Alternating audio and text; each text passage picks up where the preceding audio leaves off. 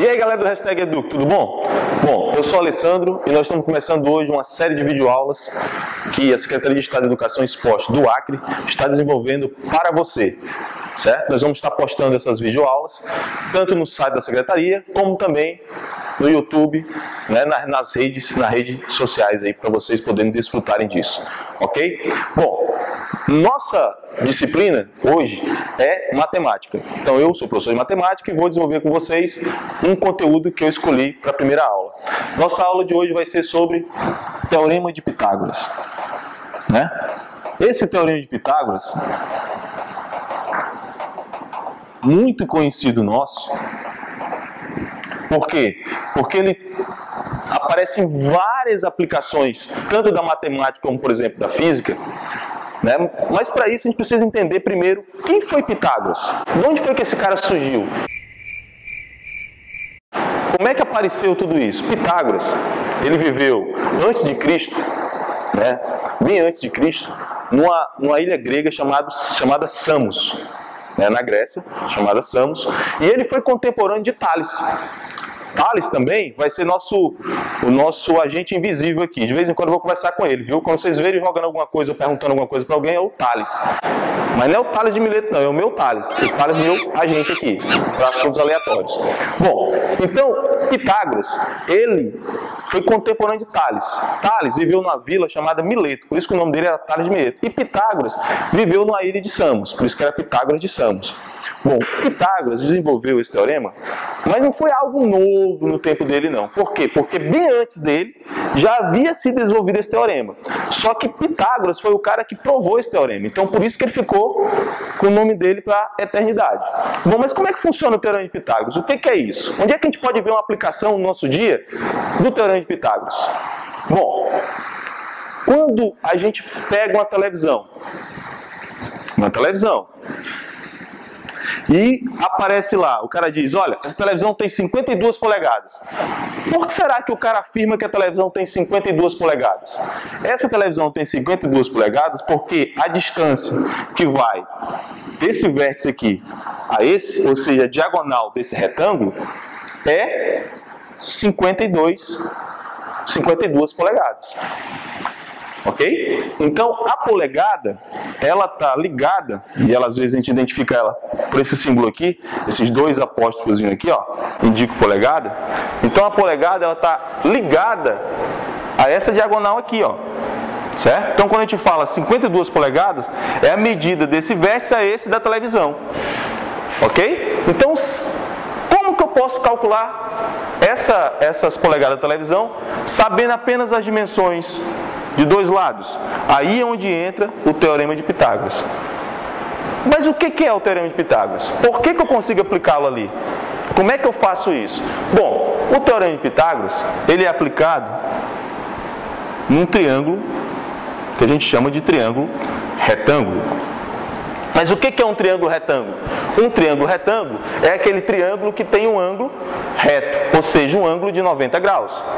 A gente representa por esse quadradinho com essa bolinha dentro aqui. Então esse ângulo aqui é um ângulo reto. Esse triângulo, que a gente chama de retângulo em virtude disso aqui, ele tem um lado que está oposto a esse ângulo, que a gente chama de hipotenusa. Então a hipotenusa, vou chamar aqui de H, a hipotenusa é exatamente o maior lado desse triângulo. Por quê? Porque ela está oposta a quem? Está oposta ao maior ângulo. Então a hipotenusa é o maior lado do triângulo retângulo. Ok? Os outros dois lados a gente chama de catetos. Vou chamar aqui de cateto 1, cateto 2. São os catetos do triângulo retângulo. Bom, o Teorema de Pitágoras fala o quê? Fala que o quadrado da hipotenusa é igual à soma do quadrado dos seus catetos. Então isso Pitágoras mostrou lá na época dele. O que foi que Pitágoras fez? Pitágoras fez o seguinte, ele pegou esse triângulo retângulo, vamos pegar aqui algumas medidas, vamos supor que nós temos 5 unidades aqui, 3 unidades aqui, 4 unidades aqui. Unidade de medida qualquer, não necessariamente centímetros ou milímetros ou metros. E ele fez o seguinte, né, o quadrado da hipotenusa é igual à soma do quadrado dos seus catetos. Então o que ele fez? Ele provou que se você pegar um quadrado na hipotenusa A área desse quadrado, no caso aqui, como é que eu calculo a área de um quadrado? Como é que eu calculo a área de um quadrado? A área de um quadrado é lado ao quadrado. Vocês lembram disso?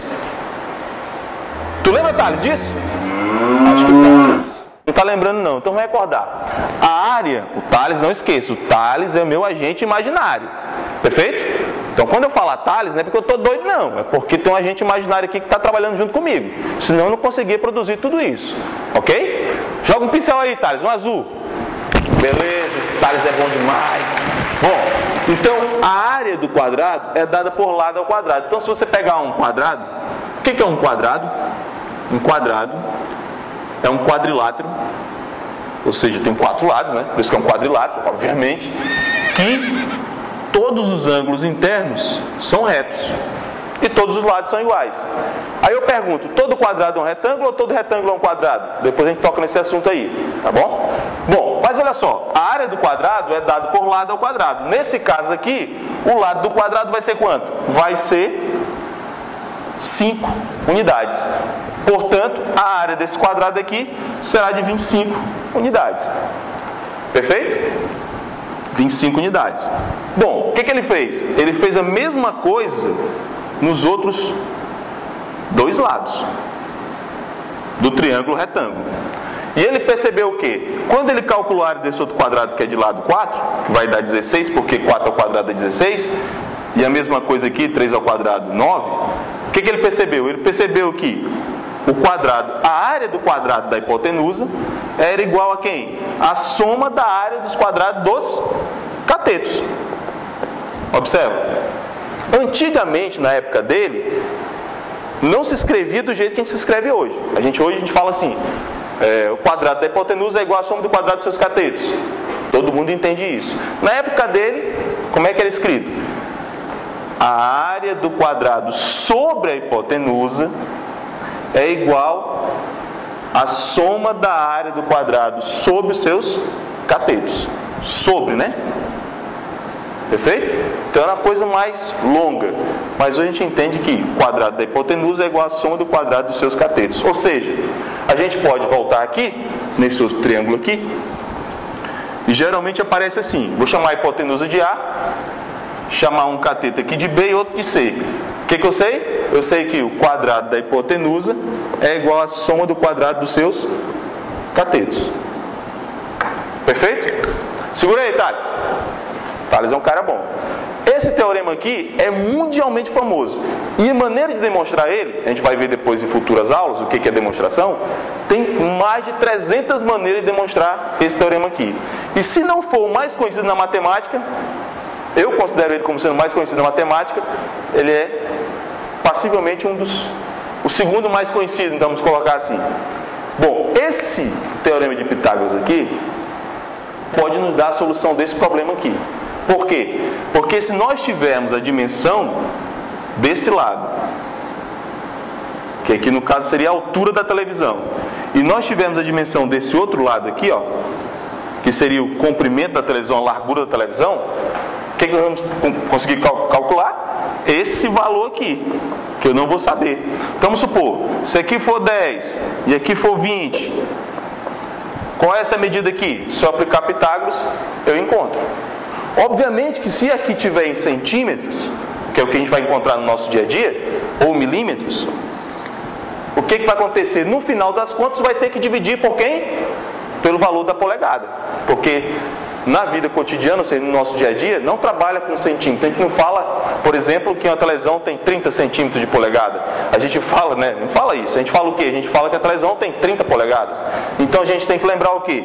Que uma polegada equivale a 2,54 centímetros. Ou seja, o valor que eu encontrar aqui, eu vou ter que transformar para polegada, fazendo como? Dividindo.